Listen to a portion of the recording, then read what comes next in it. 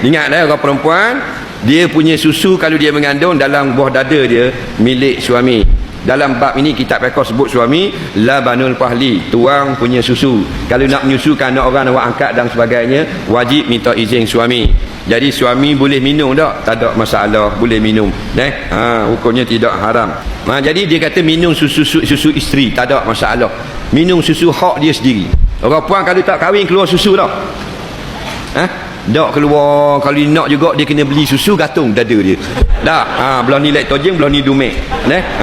Tiba-tiba susu dalam buah dada dia mari di mana? Milik suami. Kena tanya suami. Tiba-tiba suami yang minum, tak ada masalah.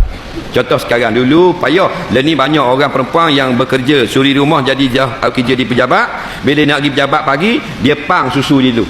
Ada alat pang kan? Jual ikan. Boleh dalam gelas, botol dan sebagainya. Bubuh dalam peti.